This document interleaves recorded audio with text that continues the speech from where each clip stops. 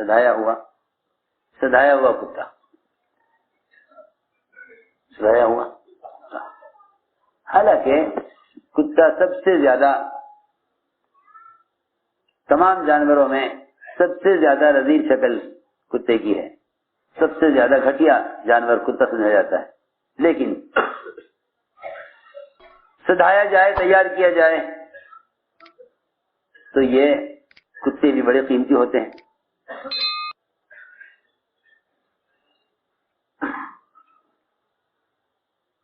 اس کتے کے ذریعے شکار، کتے کے ذریعے شکار.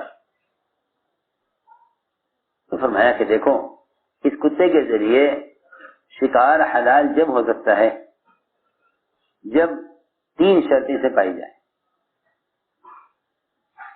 3 شرطیں پائی جائیں. پہلی بات تو یہ ہے کہ جب آپ اس کتے کو شکار پر چھوڑیں تو یہ کتا شکار کر کے لا کر مالک کو دے، اس میں سے خود استعمال نہ کرے. اگر خود کھاتا ہے اس میں سے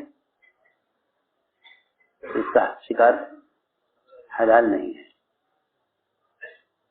پہلی بات تو یہ ہے. امانت، کیا امانت؟ جی ہاں، کہ تمہیں بھیجا گیا ہے کام کے لیے، تم اس کام کو امانت داری سے کر کے آؤ، اس کام کو امانت داری سے کر کے آؤ، خیانت نہ کرو اس میں، تب تو تم ہمارے کام کے ہو. کیسی عجیب بات ہے. ایک صحابی جو حضور اکرم صلی اللہ علیہ وسلم کی خدمت کرتے تھے سفر میں، ان کا نام تھا حضرت کرکرا. حضرت کرکرا. آپ نے فرمایا صحابہ سے، میں نے کرکرا کو جہنم میں دیکھا ہے.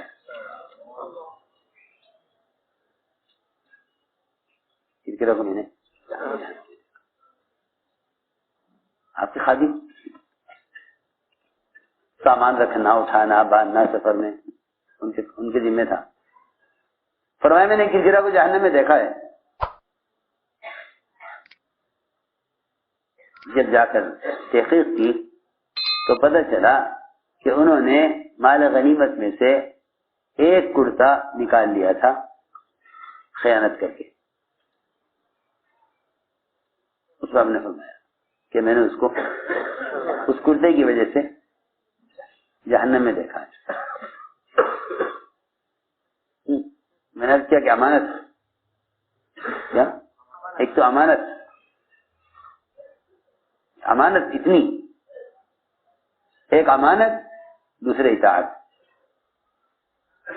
امانت اور اطاعت یہ 2 شرطیں ہیں. یہ 2 شرطیں ہیں عملے کے لیے. 2 شرطیں ہیں کہ یہ تمہارا عملہ جب بن سکتے ہیں جن میں دو چیزیں پائی جائیں، ایک امانت، دوسرے اطاعت. صحابہ کرام کی ان 2 چیزوں پر تربیت کی گئی ہے، اطاعت پر اور امانت پر. اطاعت اور امانت پر. میں عرض کرتا ہوں شریعت نے بھی اس کتے کے شکار کو حلال کہا ہے جس میں پہلے یہ 2 چیزیں ہوں، اطاعت اور امانت. تو امانت تو یہ کہ ایک کتا اس میں سے نہ کھائے، اور اطاعت یہ کہ جب اس کتے کو شکار پر چھوڑ دیا جائے اور کتا پوری قوت سے اس شکار کو پکڑنے کے لیے دوڑ رہا ہو، لیکن مالک اس کو اس کے حملہ کرنے کے دوران حملہ کرنے سے روکے تو کتا وہیں رک جائے، حملہ نہ کرے، حملہ نہ کرے. یہ نہیں کہ بس سب تو شکار کو پکڑنا ہی ہے، نہیں، بلکہ وہ ایک خاص قسم کی آواز ہوتی ہے کتے کو روکنے کے لیے، وہ آواز مالک دے اور کتا اس کی آواز پر رک جائے فوراً. ایسا کتا تو شکار کے قابل ہے. اور اگر یہ کتا مالک کی آواز دینے پر نہیں رکتا اور شکار کر لیتا ہے تو اس کا شکار حلال نہیں ہے.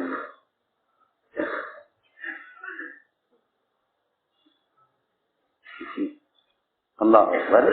جب ایک کتے کے بارے میں امانت اور اطاعت کا ایک شکار کے حلال ہونے کے لیے اتنی اہمیت ایک کتے کے لیے ہے، تو بتاؤ ایک انسان کے لیے جس کو اللہ نے اپنی عبادت کے لیے پیدا کیا ہے، اس میں امانت اور اطاعت کتنی لازم ہوگی. سوچو، جو چاہے کر لو کہ نہیں. اگر کتا آپ کی اطاعت نہیں کرتا تو اس کا شکار آپ کے لیے حلال نہیں ہے. میں نے مثال دی ہے کہ آج اس طرح جاؤ کر لو، نہیں. اطاعت اور امانت اس میں صحابہ کی خوب آزمائش ہوئی ہے. صحابہ کی اس میں خوب آزمائش ہے. حضور اکرم صلی اللہ علیہ وسلم نے حذیفہ کو بھیجا کہ جاؤ میدان کا حال معلوم کر کے آؤ، کوئی کام ادھر سے نیا مت کرنا، جتنا کہا ہے اتنا کرنا، جتنا کہا ہے اتنا کر کے آؤ. گئے، سارے مشرکین سو رہے تھے، ٹھنڈی سخت ٹھنڈ کی رات تھی، سخت ٹھنڈ تھی. فرمایا جاؤ حال دیکھ کے آؤ میدان کا. یہ گئے. اول تو سردی اتنی زیادہ تھی، خوف اتنا تھا کہ آپ کے بار بار ترغیب دینے پر کوئی تیار نہ ہوا. بہادر صاحب ابھی باہر نکلتے ہوئے ڈر رہے تھے. آپ نام لے کے حذیفہ کھڑے ہو جاؤ، جاؤ دشمن کا حال دیکھ کر آؤ. وہاں سے نکلے تو فرماتے ہیں کہ اتنی سخت سردی میں مجھے ایسی گرمی لگ رہی تھی جیسا گرم حمام میں کوئی گرم پانی میں ہو، گرم پانی میں جہاں اسٹیم سے لوگ نہاتے ہیں نا گرمی میں، کہ مجھے پورے رات سے ایسی گرمی لگی. وہاں میں گیا میدان میں تو سارے مشرکین سو رہے تھے. ابو سفیان اسلام نہیں لائے تھے، وہ آگ پر بیٹھے ہاتھ کانپ رہے تھے. مجھے خیال آیا کہ موقع اچھا ہے، اسے قتل کر دیں، اسے قتل. ظاہر بات ہے کہ جب ان کا سپہ سالار مارا جائے گا تو سارے مشرکین کی ہمت ٹوٹ جائے گی. موقع اچھا ہے. اور میں سمجھتا ہوں کہ شاید انہیں کوئی ملامت بھی نہ کرتا تو بھائی تم نے کیا کیا، اچھا کام کیا کہ سارے مشرکین کے سپہ سالار کو قتل کر دیا. ابو سفیان وہ اس وقت سارے مشرکین کے سپہ سالار تھے. کہہ رہے سارے میں اندھیرا تھا، میں اندھیرے میں تھا، ابو سفیان آگ پر ہاتھ تاپ رہے تھے. وہ مجھے نظر آ رہے تھے مگر میں ان کو نظر نہیں آ رہا تھا. یوں میں قریب پہنچ گیا، اور قریب پہنچ کر تو قتل کرنا اور تیر چلانا اور بھی آسان تھا. میں نے کمان نکال لی، تیر نکال لیا، نشانہ لگایا. تو مجھے خیال آیا کہ نہیں، مجھ سے یہ کرنے کے لیے نہیں کہا گیا تھا. اتنا اچھا موقع صرف اس لیے چھوڑ دیا کہ مجھ سے کہا گیا تھا کوئی نیا کام نہیں کرنا. ہاں یہ ہے، تو موقع چھوڑ دو اطاعت پر، حکم پر.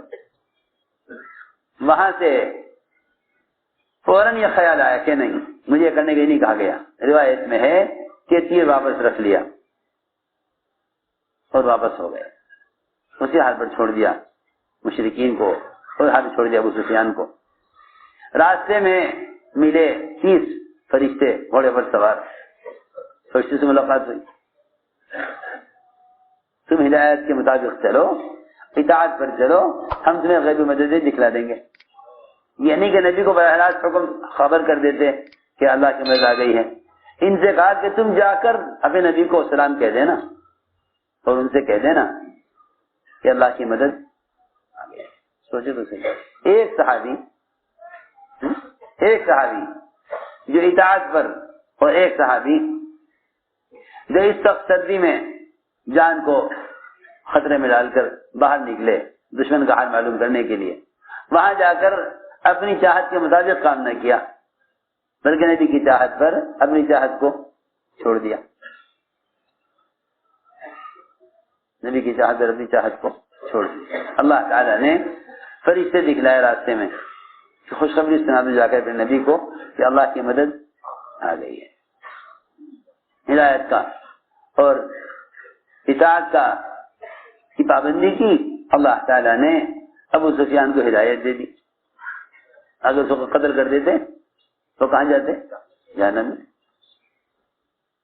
اگر قتل کر دیتے تو ابو سفیان جہنم میں جاتے. تم تو یوں سوچو گے اگر میں یوں کروں تو بہتر ہے، حالانکہ جس طرح کہا جائے اس طرح کرو تو اللہ تعالیٰ تمہیں غیبی مدد دکھلائیں گے اور تمہیں تمہارے اطاعت کا اجر بھی دیں گے، اور تمہاری ہدایت کے مطابق چلنے پر اللہ تعالیٰ تمہارے دشمن سے بھی دین کا کام لے لیں گے. لو اس کو میں نے عرض کیا تھا کہ جب ایک اتنے گرے ہوئے جانور کی اطاعت کا مطیع ہونا شرط ہے ایک شکار کے حلال ہونے کے لیے، اس سے اندازہ کرنا چاہیے کہ انسان کو اللہ نے اپنی عبادت کے لیے پیدا کیا ہے، اس کا اطاعت کرنا کتنا ضروری لازم ہوگا. تو میں نے ساری بات اس پر عرض کی ہے کہ حکم لائیں گے، آدمی کی اپنی دوڑ اپنی کوشش ایک رخ پہ ہو رہی ہوگی، فوراً حکم لائیں گے نہیں یوں کرنا، یوں نہیں کرنا، یوں کرنا ہے، یوں نہیں کرنا بلکہ یوں کرنا ہے. ریکنسٹرکشن آف امہ اللہ اکبر. کبھی حکم لاتے ہیں معمول کے خلاف، کبھی حکم لاتے ہیں معمول کے خلاف. نماز ہو رہی ہے بیت المقدس کی طرف، نماز ہو رہی بیت المقدس کی طرف. آپ کے ہجرت کے بعد بھی 17 یا 16 مہینے تک نماز بیت المقدس کی طرف ہوتی رہی. اچانک حکم لائے کہ رخ پھیر لیجئے بیت المقدس سے بیت اللہ کی طرف. کیوں؟ ہم دیکھنا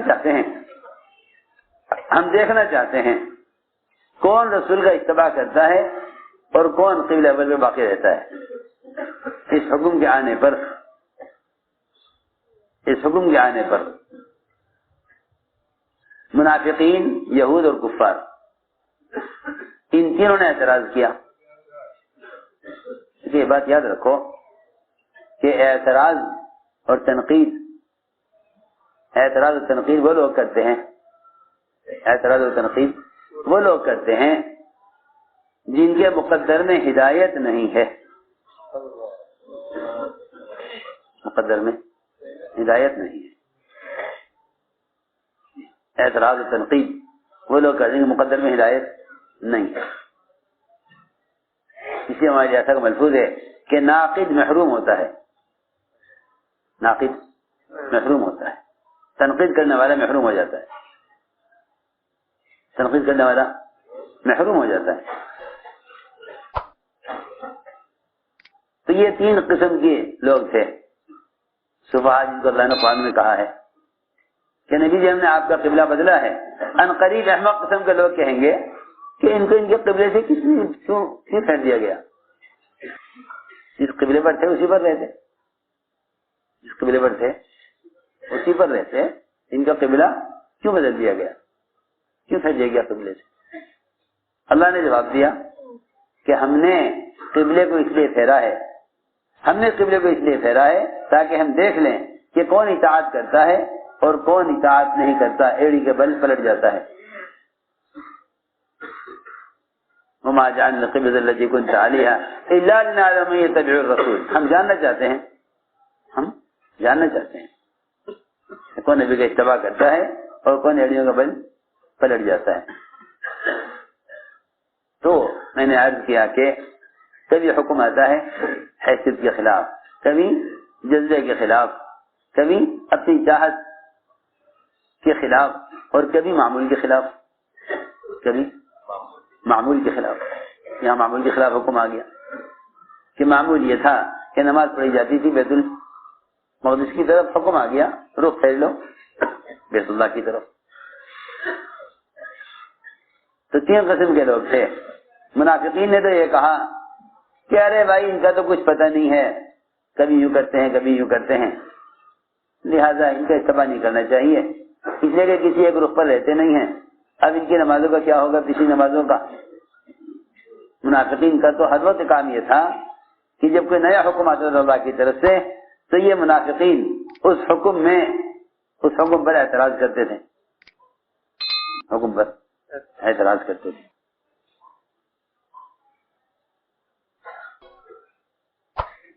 تو میں نے عرض کیا کہ اللہ تعالیٰ یوں بھی آزماتے ہیں حکم دے کر، آزماتے ہیں حکم دے کر۔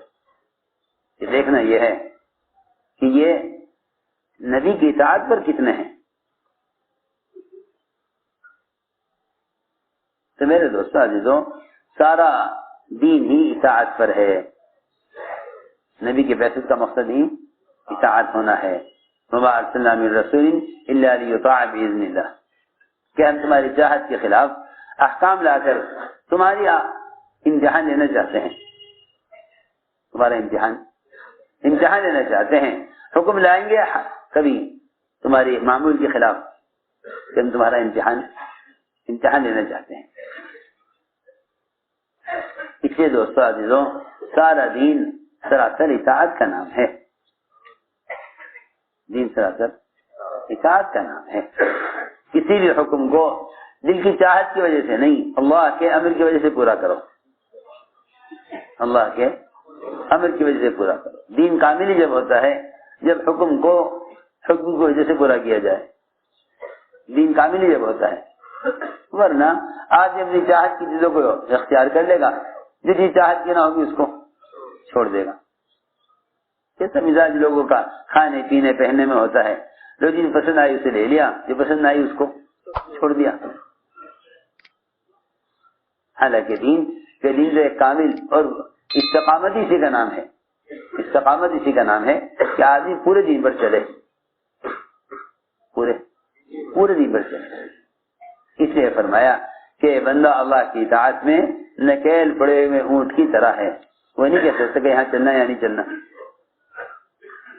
تو یہ ساری نقل و حرکت اور محنت اس لیے ہے، یہ ساری نقل و حرکت اس لیے ہے کہ اپنے اندر اطاعت کی استعداد پیدا کی جائے، اور اطاعت کی استعداد پیدا ہونے کے لیے بنیادی دو شرطیں ہیں، امر معروف و نہی عن منکر، کہ بھلائی کا حکم کرو، برائی سے روکو، تاکہ منکرات سے بچنے اور معروفات پر چلنے کی استعداد پیدا ہو جائے۔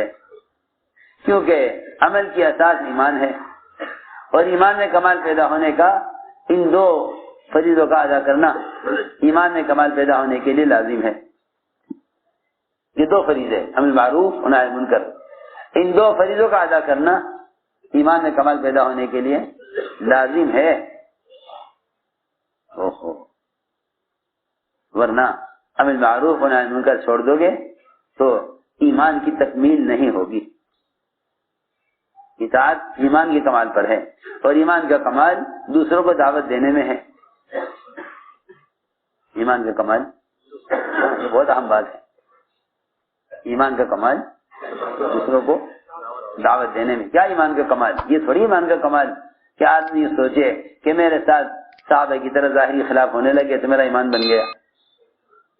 ارے سنو تو صحیح، لوگ سمجھتے ہیں کہ ولی تو وہی ہو سکتا ہے جس سے کوئی کرامت ظاہر ہو، جس سے کوئی کرامت ظاہر ہو۔ حالانکہ معجزات موضوع نبوت نہیں، معجزات موضوع نبوت نہیں، اور کرامتیں موضوع ولایت نہیں، کرامتیں موضوع ولایت نہیں، کہ اگر کرامت ظاہر ہو تو ولی ہے ورنہ نہیں۔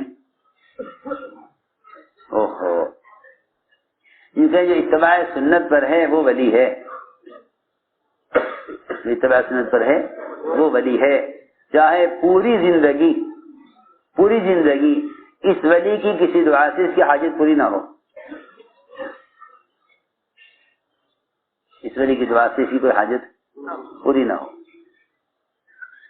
اس ولی کی دعا سے دوسروں کی تو کیا، اپنی بھی کوئی حاجت کبھی پوری نہ ہو، لیکن اتباع سنت پر ہے تو ولی ہے۔ جی ہاں، آج کل لوگوں کے ذہن میں یہ ہے کہ کوئی کرامت ظاہر ہو جائے تو اس کو ولی مانا جائے، تو اس کو ولی مانا جائے، کیونکہ کرامت کا ظاہر ہونا یہ موضوع ولایت نہیں ہے. موضوع ولایت اتباع سنت ہے. موضوع ولایت اتباع سنت ہے. تو میں نے عرض کیا کہ امر معروف و نہی عن المنکر یہ دو بنیادی شرط ہیں ایمان میں کمال پیدا کرنے کے لیے. ایمان میں کمال پیدا کرنے کے لیے. اور ایمان کا کمال یہ نہیں کہ ہمارے ساتھ صحابہ کی طرح ظاہر کے خلاف مددیں ہونے لگیں. ایمان کا کمال یہ نہیں. یہ آج کل لوگوں کو غلط خیال ہے کہ بھئی تمہارے ساتھ ظاہری خلاف مدد ہو جاوے تو سمجھو کہ تمہارا ایمان بن گیا. ایمان کا کمال حاجت کا غیر سے پورا ہونا نہیں ہے. ایمان کا کمال حاجت کا غیر سے پورا ہونا نہیں ہے. سنو میری بات. ایمان کا کمال حاجت کا ظاہر کے خلاف پورا ہونا نہیں ہے. یہ تو غلط خیال ہے لوگوں کا کہ وہ سمجھتے ہیں کہ جس کی حاجت ظاہر کے خلاف پوری ہو جائے اس کا ایمان کامل ہو گیا. اس سے ایمان کے کمال کا کوئی تعلق نہیں. آج کل لوگ اس کوشش میں ہیں کہ ایسا ایمان بن جائے جیسا صحابہ کا تھا تو ہمارے ساتھ وہ ہونے لگے گا جو صحابہ کے ساتھ ہوا. ہاں اس سے بیچارے یوں سمجھے کہ غیبی مددوں کا ہونا یہ ایمان کا کمال ہے.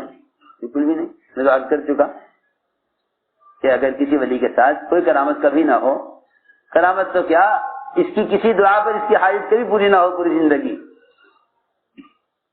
تو یہ آدمی ولایت کی چوٹی کو پہنچا ہوا ہے کیونکہ اتباع سنت پر ہے. جی ہاں, کیونکہ کسی بھی عمل کا ہونا حاجت بھی پورا ہونے کے لیے نہیں ہے, کسی بھی عمل کا ہونا حکم پورا ہونے کے لیے ہے.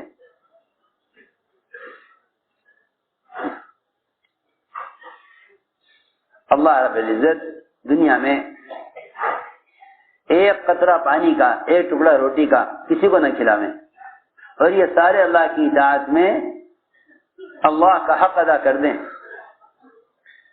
اللہ کی اطاعت میں اللہ کا حق ادا کر دیں تو یہ سب کے سب کامیاب ہیں. یہ نہیں کہا جائے گا کہ اس زمانے کا مسلمان تو بیچارہ اس سطح پر پہنچ گیا گرتے گرتے کہ اگر اس کی چاہت کے مطابق ایک چیز نہ ہو تو یہ سمجھتا ہے کہ بھائی مسلمان تو ختم ہو چکا, مسلمان تو ختم ہو گیا. جی ہاں, آج کل تو لوگوں کے ذہنوں میں شیطانی مایوسی بٹھائی کہ بھائی مسلمان تو ہلاک ہو گیا. حدیث میں آتا ہے جو مسلمان یہ کہہ دے کہ مسلمان ہلاک ہو گیا, حدیث میں آتا ہے کہ وہ خود سب سے بڑی ہلاکت میں ہے. جی ہاں, صحیح حدیث ہے. من قال اهلك الناس فهو اهلكهم. جو آدمی یہ کہہ دے مسلمان کے بارے میں کہ مسلمان ہلاک ہو گیا, وہ کہنے والا خود سب سے بڑی ہلاکت میں ہے. جی ہاں, شیطان مایوس کرنے کے لیے اور قوتوں کو اور مسلمانوں کے عزائم و ارادوں کو توڑنے کے لیے یہ کہے گا کہ اگر تم ایک چیز میں کامیاب نہیں ہوئے تو تم ہر چیز میں ناکام ہو گئے. میں عرض کر چکا کہ حضور اکرم صلی اللہ علیہ وسلم نے حدیبیہ میں جو کچھ ہوا اس پر صحابہ کرام کو فتح کی خبر سنائی. یہ نہیں کہا کہ بھائی اب تو کچھ ہو نہیں سکتا, ہم تو کمزور ہیں, چلو بھائی یہاں سے واپس. بلکہ اگر تم نے حکم پورا کیا جذبے کے خلاف تو تم اللہ تعالیٰ کے وعدوں کا یقین کرو, کیونکہ حالات وعدوں سے مایوس کرتے ہیں, حالات وعدوں سے مایوس کرتے ہیں, اور وعدوں کا یقین حالات کا انکار کراتے ہیں. وعدوں کا یقین حالات کا بالکل پکی بات ہے. وعدوں کا یقین حالات کا انکار کروائیں گے اور حالات کا تاثر وعدوں سے مایوس کر دے گا. اب کیا ہو سکتا ہے؟ اس لیے فرمایا کہ نہ خود کفر کی طرف جاؤ نہ دوسروں کو جانے دو. وہ کیا ہے کفر کا راستہ؟ کہ وہ کفر کا راستہ اللہ کے وعدوں کے پورا ہونے سے مایوس ہو جانا ہے. آدمی کفر کا راستہ بھی اختیار کرتا ہے جب حق کے راستے سے مایوس ہو جاتا ہے. حق کے راستے سے مایوس ہو جاتا ہے. تو میں نے عرض کیا کہ ظاہر کے خلاف ہونا یہ ایمان کا تقاضا نہیں ہے، اور وعدوں کا پورا ہونا یہ ایمان کا مطلب اور ایمان کا موضوع نہیں ہے۔ حکم پورا ہونا ایمان کا تقاضا ہے، حکم پورا ہونا ایمان کا تقاضا ہے، حکم پورا ہونا ایمان کا تقاضا ہے۔ تو میں نے عرض کیا کہ امر معروف و نہی عن منکر، اس سے ایمان میں کمال پیدا ہوتا ہے۔ جو آدمی خود اپنی ذات کی اصلاح میں لگا ہوا ہے اور دوسروں کو دعوت نہیں دیتا، علماء نے لکھا ہے کہ اس کا ایمان کامل نہیں ہوگا۔ سوچو تو صحیح، نہیں بس اسی لیے فرمایا تأمر بالمعروف وتنہی عن المنکر وتؤمنون باللہ، کہ ایمان میں کمال پیدا ہونے کے لیے اس سے پہلے یہ دو چیزیں ہیں کہ تم بھلائی کا خود حکم کرو، دوسروں کو برائی سے روکو، تاکہ تم اللہ پر ایمان لے آؤ۔ جی تاکہ تم اللہ پر ایمان لاؤ، کہ ایمان کا کمال دعوت پر موقوف ہے، ایمان کا کمال دعوت پر موقوف ہے۔ اس بات کے زمانے میں سمجھ میں آنا بہت مشکل ہے، میں جانتا ہوں۔ شیطان فوراً دل میں خیال پیدا کرتا ہے کہ کیوں بھائی یہ ایک کام رہ گیا ایمان کے بننے کا، کہ ہاں غور کرو صحابہ پر، سیرت پر، احادیث پر غور کرو، معلوم ہو جائے گا، لکھا ہے علماء نے کہ اگر کوئی شخص صرف اپنی ذات کی اصلاح میں لگا رہے اور دوسروں کو دعوت نہ دے، لکھا ہے علماء نے کہ ایمان کی تکمیل کے لیے کافی نہیں ہے۔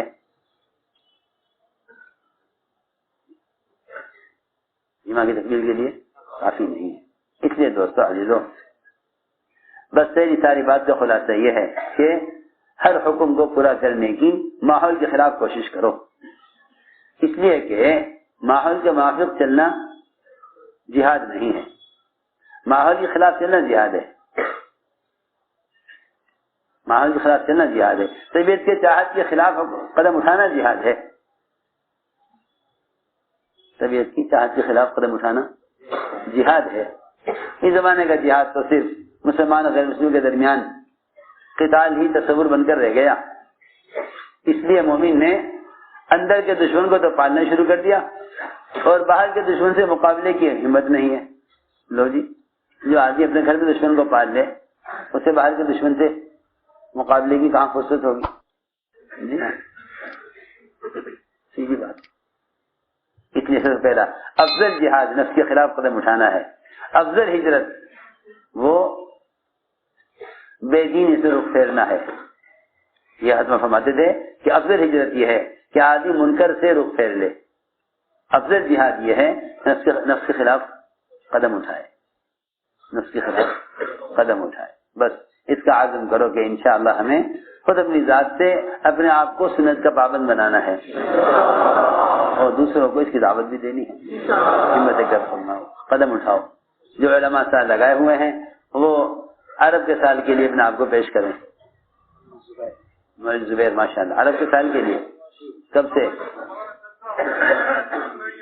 ماشاءاللہ، اللہ قبول فرمائے، اللہ قبول فرمائے۔ جی اور فرمائے پاس میں کہاں سے بھائی؟ کلکتہ، خرچ بولو۔